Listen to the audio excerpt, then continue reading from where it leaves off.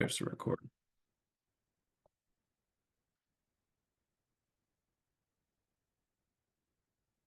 All right. So basically, whenever we have a new season like this, I always want to just take a moment and kind of talk through what our swim meets are all about, what people can expect. And people have given me feedback in the past that this has been really helpful. So I'll walk through this, I'll record it, and then I'll email it out, the video to everyone, along with some timestamps for the um, for which topics we cover and the PowerPoint as well, so people can kind of skim through that, and hopefully that'll help people out as we get into our first swim meet of the year here this weekend, the red and black meet. So, just a quick overview. We're going to talk about how swim meets are valuable and how they're a lot different than like summer league or even school meets, if that's what your swimmers are used to.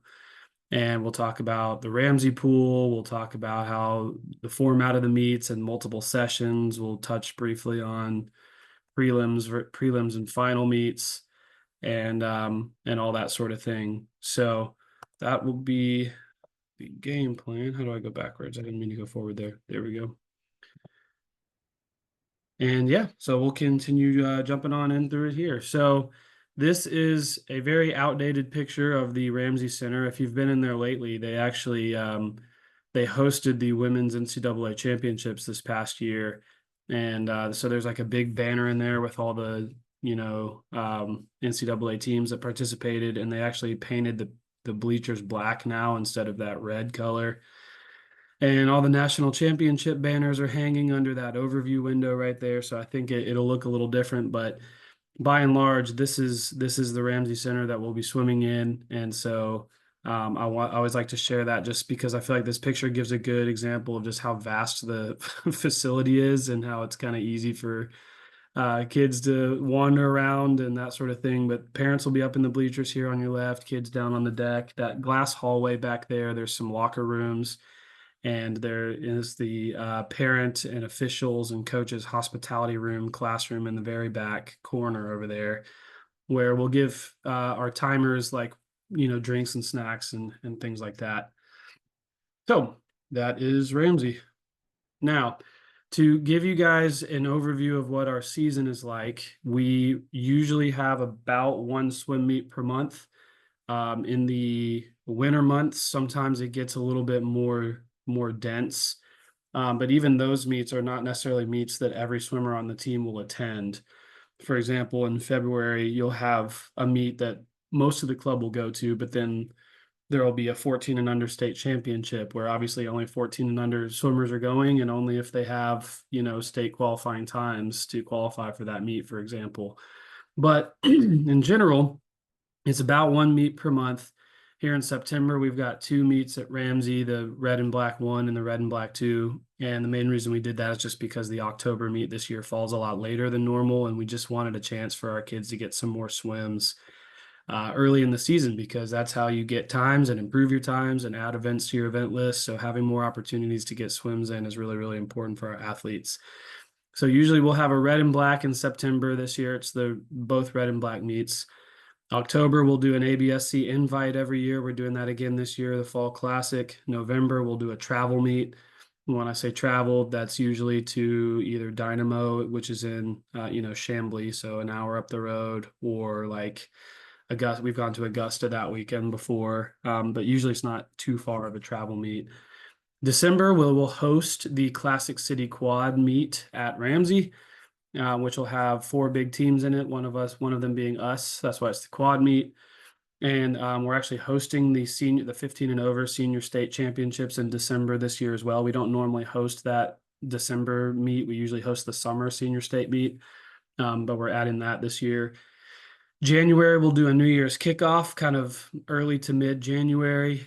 And then February is when we start traveling again. We'll do a last chance meet to qualify for the 14 and under state.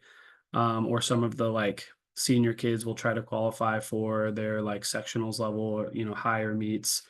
That'll be in February, and then the state meet themselves. This year there's actually two, so I'll get into that a little bit later on. And then in March, We'll usually have a smallish meet that some of the team will go to sort of at the beginning of March. And then our big meet at the end of March is a sort of it wraps up our short course season, which is our divisionals meet at the end of March. That is sort of our league championship meet, if you will. We race all the teams from Northeast Georgia, all of our rival clubs like Lanier Aquatics and Gwinnett Aquatics and Augusta, the teams that have fast swimmers that are close to our size that compete with us. So it's a really fun meet, and we encourage everyone to attend that meet. I always say if you had to pick two meets to attend each year, it'd be the red and black meet at the beginning and the divisionals meet at the end. Those are usually the most like team spirit, fun oriented meets, and they're really competitive and exciting, and the kids get into it. We do t-shirts and cheers for divisionals and stuff like that. Dress up theme. I mean, we do it really big. There's a spirit award, so we try to win the spirit award as well as the meet competition. So it's pretty fun.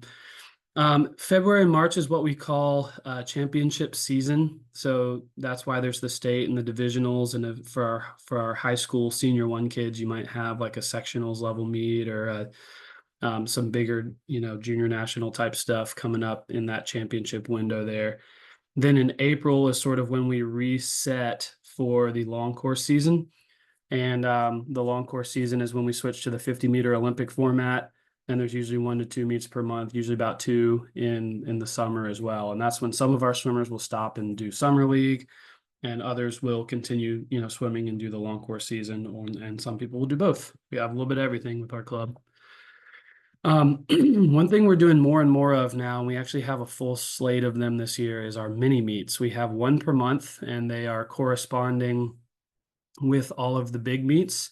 So like in October, well, actually here in September we have our red and black number 2, which is a little bit more for the older kids on the team. That's on Sunday, the 29th. On Friday night, the 27th, we're doing our little Friday Night Lights mini meet. It's going to be like football themed, and it'll be our team only. We'll do it at the Oconee Aquatic Center, the OAR in Watkinsville. And we'll have kids will show up wearing their favorite team's jersey, and we'll do little prizes and music and candy, and just make it fun and short and fast and easy. And so we do one of those mini meets each month, and it usually, like I said, coincides on the same weekend or right before, right after one of our bigger meets that our older swimmers go to.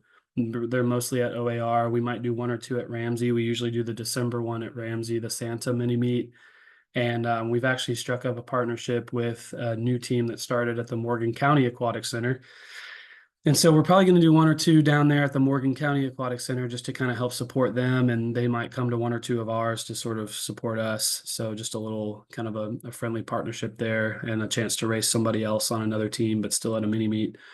These are usually not sanctioned meets through USA Swimming, which basically just means that if your kids go a new best time or whatever, it's not going to go into the USA Swimming database. And the reason why we wouldn't sanction the meets is because it's expensive to sanction the meets. So if we're doing mini meets, we might as well just do it for our kids only. We can still keep the times in our database and still use it at future meets.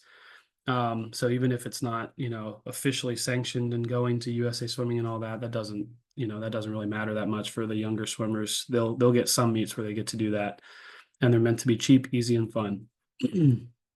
So as we keep rolling along here, our basic meet requirements by group are kind of laid out here. And basically, the way ABSC is structured, both with its meet requirements, but also with its practice attendance demands and things like that, is you're meant to have options, you're meant to have flexibility, and you're also meant to always have somewhere to go. So as your child ages up through the program and commits to us more over time and gets faster, they can move up into more competitive groups that have higher demands. And that way they're always growing. They never stagnate. They don't hit a plateau. And we've only really done it this way, the way we have it right now, the last couple of years. And we've already seen really good results in terms of swimmers just having continual progress and always getting better. So that's exciting for us. But with GUPS, we usually want our GUP swimmers, our youngest, most intro group, to try at least do 1 meet per semester. Now that we have mini meets, I think doing a couple of those each semester is a good idea too, because it's basically a glorified practice. It's a very low stress, very low commitment situation, and it's fun, so maybe one real meet. That's why, like, if you're a GUP, you could do the red and black meet here in September, and then you could do divisionals in March, and those would be your one meet per semester, and then you could add in a couple mini meets on top of that, and that's a really good, appropriate developmental, progression for a GUP. Pups 1 to 2 per semester is what we're shooting for. Supers 2 to 3, maybe even 4. There's some super pups that do all the meets, some of the more experienced, committed ones, and we're on board with that. That's fine because that is our top, elementary group. And with the dogs, senior 1, senior 2 groups, they're eligible for all the meets. That would be dogs 1, dogs 2, senior 1, senior 2. They're eligible for all the meets, and they should attend all the meets, with minor exceptions here or there. If they're out of town one weekend or have a conflict with a high school swim meet or something, it's okay if they miss. With our senior flex and homeschool group, we're asking, about the same as the pups, about 1 to 2 meets per semester, I think is good. Unless, of course, they want to do more, then the more the merrier in terms of development, at least in most cases, maybe not in all cases, but in most cases. All these meets, almost all of them will have a multi-day option, not the mini meets and not the red and black, but most of the other meets will be like Saturday and Sunday or Friday night, Saturday and Sunday. And when it is a large, multi-day meet like that, you don't have to sign up for every day of the meet. Let's say you got a basketball game on Saturday that conflicts with the meet session. We'll sign up for Friday night and Sunday, or just Sunday or whatever. And again, just like this progression in general, that expectation gets higher as your swimmer gets older. So, and more serious. So if your swimmer is in the senior 1 group, they're going to want to attend most of the meets and most of the sessions of the meets because they're trying to accomplish big goals and fast times and trying to get noticed by college teams and things like that. So they need to be showing up at the meets. If you're a pup, a little bit of a different story. The way we do meet sign up, you've seen it happen a little bit here with this red and black process, but a couple of weeks before the meet, we'll send out the sign up through the website and a meet information document that has like the meet fees. It's got the warm up time, the location, the order of events, whether or not there's relays, all that kind of stuff. And that usually goes out a couple weeks before the meet. And then through that GoMotion app or the website, that's when you can declare either attending or not attending. And the deadline is usually 1 to 1.5 weeks before the meet. Then we'll always have a revision period where the coaches will send out the entries we've done. Parents can look over them and be like, oops, I accidentally signed up for Sunday. I meant to do Saturday. And you just got to email your group coach and say, hey, can you make this change for me? Or like, especially here at the beginning of the year where we have lots of new swimmers and the coaches don't necessarily know all their strengths and weaknesses just yet. Maybe I signed your kid up for backstroke, but your kid is nervous to do backstroke and I don't know that. You can email back and be like, hey, they're not so sure that backstroke is right for them right now. And then we can kind of talk that through, and either the coaches will encourage you to say, no, we think they can do it, or, oh, that's good information. Okay, I'll switch them into a different event. And just know with the revision period too, we do make mistakes when we do the entries because it's a ton of manual data entry. So, yeah, if there's a mistake, please don't be offended that the coaches messed something up. I promise you, it's not an intentional slight against you. It's just the fact that we're doing, like, I think this red and black meet had 270 kids signed up. So I can guarantee you and in fact, there were a couple of mistakes, but that's what the revision period's for. So we made them, and we're good there.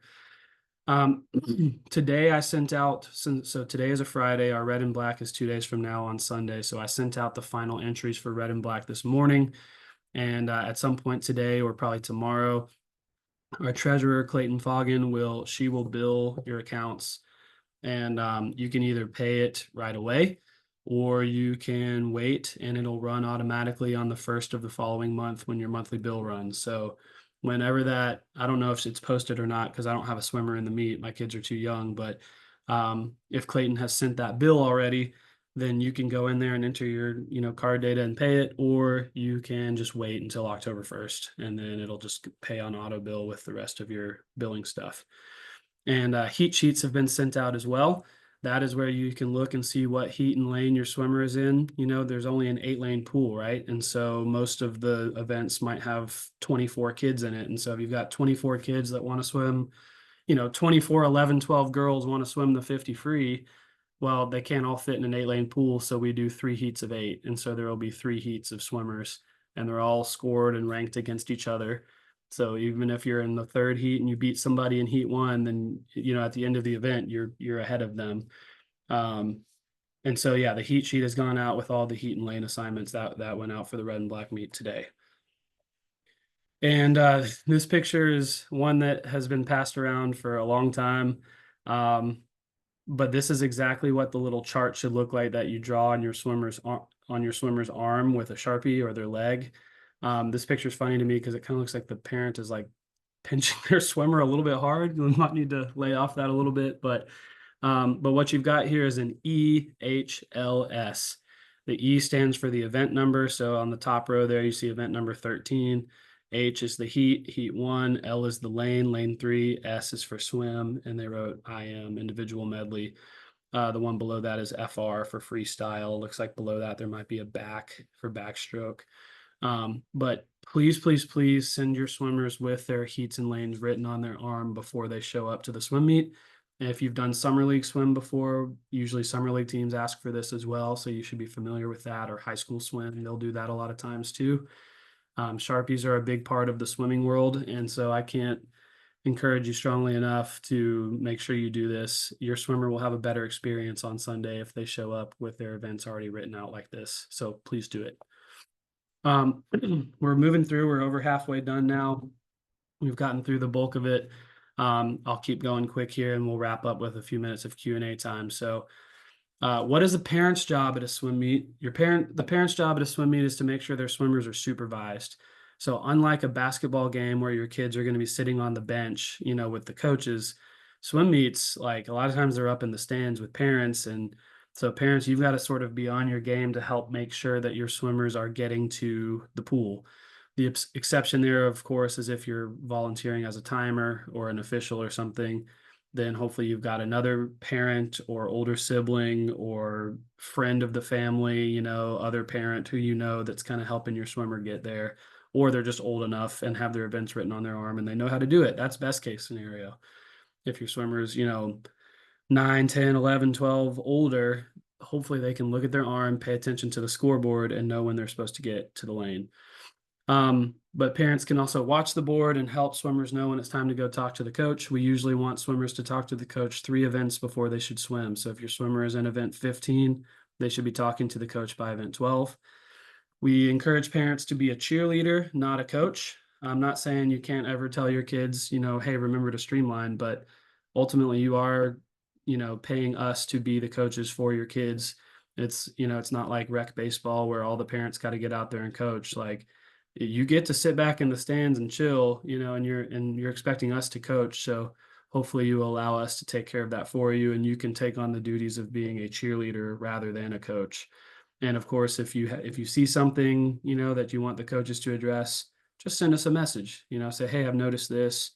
Can you work with my swimmer on X, Y, and Z? Am I right to notice this? And we'll write you back. Don't mind doing that at all.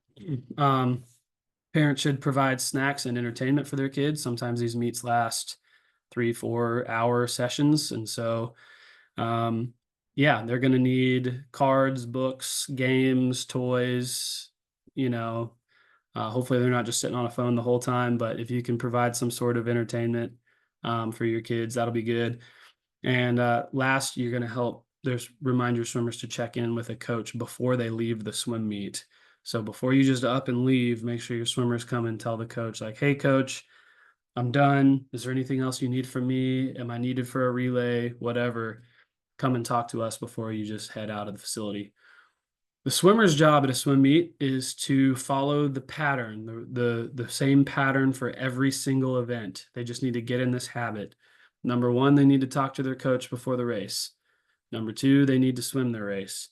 Number 3, they need to cool down after their race. And number 4, they need to talk to their coach again. And we'll review this with your swimmers, of course. We'll talk this through with them, but they need to talk to coach, swim their race, cool down, talk to coach. And I should probably add a 5th one on there, that they should hydrate after every race. And maybe if they have a long break, eat a snack. But this is what a swimmer has got to accomplish, and what we teach them over time to make sure that they are doing is this pattern every single time. and then they can chill till the next race. Excuse me, parent volunteering is an essential part of what we do. We are a unique club in Georgia. There's maybe only 3 or 4 clubs like us where we get to host a ton of meets because we have a facility that we, at least in terms of swim meets, have control over, if you will. Um, so it's a blessing for sure because we don't have to travel. I mean, there's some teams out there, y'all, that they got to travel 2.5 hours for every swim meet and stuff, and like we just don't have to do that, and it's a huge blessing. But when you host a meet, you are responsible for everything. You are responsible for all of the timers. You're providing the hospitality room where you feed and give snacks and everything to all the officials and coaches and timers. The officials, like I said, those are all of our officials are ABSC parents. And so that's why our volunteer policy is what it is, that if your child is in the meet, you should be expected to work the meet because we're all pitching in on this thing together and making sacrifices to pull this off so that we don't have to travel. And the downside of Ramsey is it's very expensive to rent.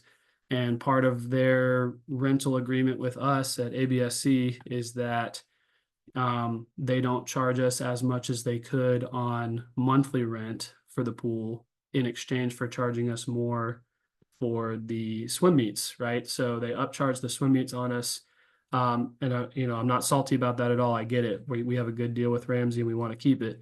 But if we were to try to hire out every position, all of a sudden it really would not make very much financial sense for us. So that's why we rely on the parents in this way to work as volunteers and allow us to host these meets at the Ramsey Center. So I sent out a sign up Genius link this morning, or this afternoon, I should say, a little bit ago. The red and black will fill up quickly because there's only one session and only one pool. And a lot of these meets will have multiple sessions and we'll run 2 pools at the same time, a girls' pool and a boys' pool, because the Ramsey Center is that big. And so we'll need a ton of official or timers when that happens. And we'll be, communicating more about the volunteer policy stuff here soon. But just know we're not doing anything weird with that, by the way. Like what we're doing with our volunteer policy is very much on par with what every other swim club does. So I don't want anybody to think that ABSC is out in left field doing crazy stuff. Like we consult with other teams and do what other teams do and that sort of thing. So for all the stuff, all the decisions like that we make. So where can you and can you not go in Ramsey? Basically, Ramsey Center will threaten to kick us out if people start using the exercise equipment if they are not Ramsey members. Now, obviously, we have UGA faculty and staff who are parents on our team. And if you have a membership at Ramsey, then, you can check in and use your membership and use the machines. But if you're not a Ramsey member, if you see parents from visiting teams going in and using our, the Ramsey ellipticals and all that overlooking the pool, that's when we start getting in trouble. So we've got to stay out of the weight rooms and off the workout equipment. As part of they also don't like if we clog up the hallways. That's a huge one. Like we really don't need to be in the hallways if we're not, like we shouldn't bring lawn chairs and sit in the hallway. We need to sit in the bleacher area because they'll get mad if we're in the halls. Parents are not allowed in the locker rooms down on the pool deck during swim meets. If you're a timer or an official, there are a couple of like family changing room private bathrooms that you can use. And so, there are private changing rooms that you can use to go to the bathroom so that you don't have to go into the locker room where the kids are. That's part of our training with U.S. Center for Safe Sport and Athlete Protection and making sure our kids are, our anti-abuse policies are upheld and our kids are safe. Parents can also use the bathrooms up in the lobbies. That's fine. It's mainly just like locker rooms where kids might be changing down on the pool deck. We don't need parents in there or coaches. We don't go in there. Officials don't go in there. None of us go in there. Kids need to be supervised at all times. Definitely don't need to be running in the halls. Definitely don't need to be roaming the facility.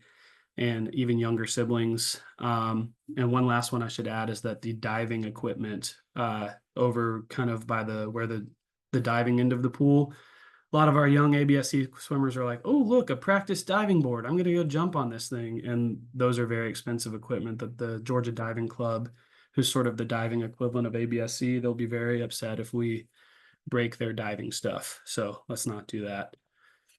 Almost done coaching and parenting at meets. This is just sort of a final reminder. Remember that meets are a vulnerable thing for a lot of kids. We as coaches know that. And I would say a vast portion of my job description as coach is human psychology. I am always trying to give them words of encouragement and spin things for the positive. I don't lie to them. I'll be honest with them. If they have a bad swim, I'll tell them like, "Hey, that wasn't a great swim," but never in a way that's coming down on them because it is so easy for the vast majority of kids to have a swim meet ruined by one bad swim, right? And vice versa. They can have a great swim meet if they get off to a good start. So we as the coaches are always on guard for that, and we are always trying to spin things for the positive and reassure them and remind them of our belief in them. And so we ask for the same thing, from you, the parents. And just know, I mean, if every single swim was perfect and they always went personal best times, then it would not be exciting when they do get a personal best time, right? So it's kind of like that I can't think of the term, but basically in psychology where if you get the reward every time, it stops being a reward, right? It's got to be inconsistent. And so with kids, when they finally do break through and have that awesome swim and qualify for state or just get that big time drop or complete that swim for the first time without getting DQ'd, it's really special and we make a big deal out of that. When they fail, which they will, do a good bit, that's when the real coaching and parenting comes in, where we've got to be a support system for them together as coaches and parents to continue building them up and make sure that they don't get discouraged and that they can bounce back. And they will get discouraged sometimes. The amazing thing about swimming is that everyone can succeed together and no one sits the bench.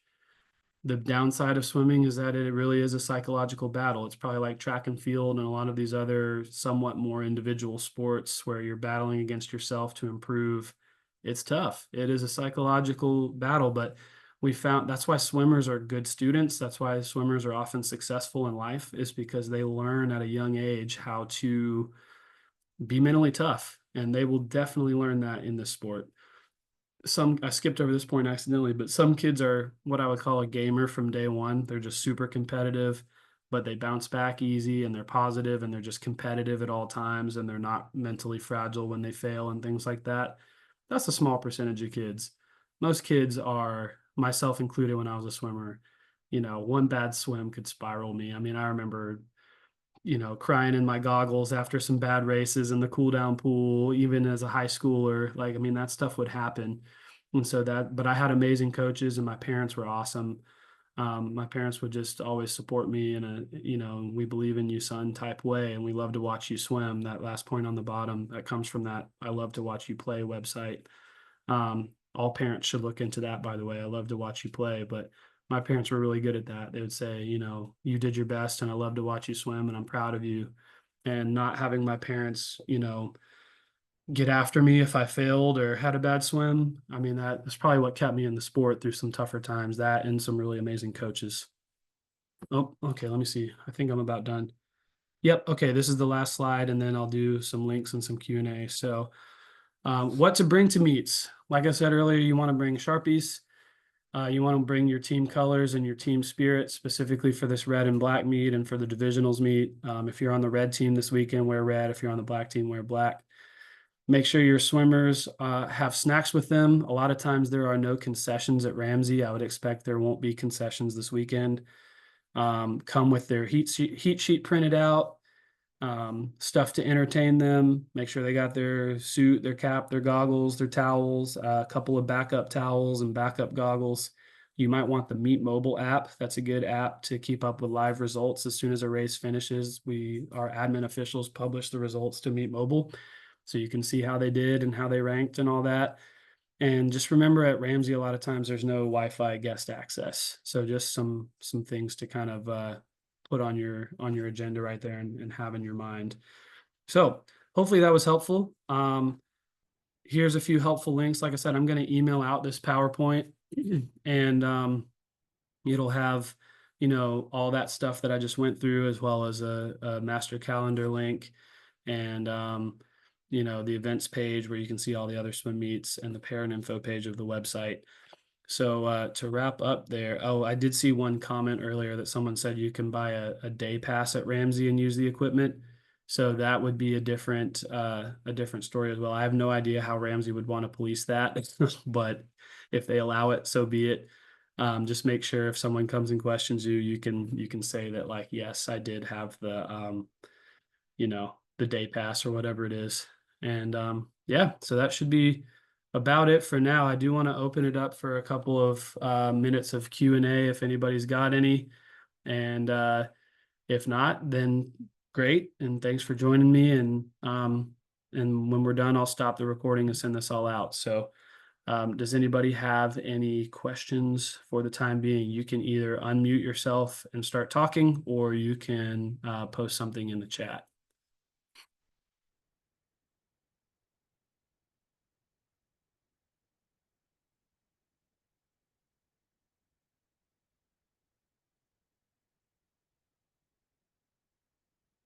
All right. Thank you, Jacob. Take it easy.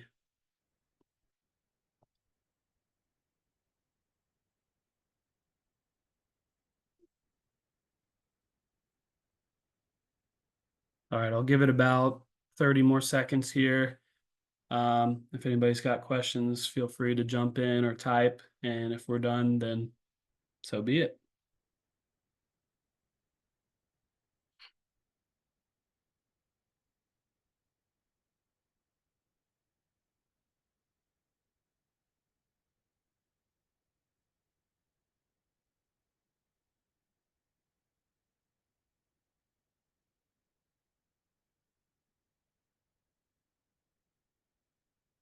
All right. That'll do it. Thanks, everybody. And y'all take it easy.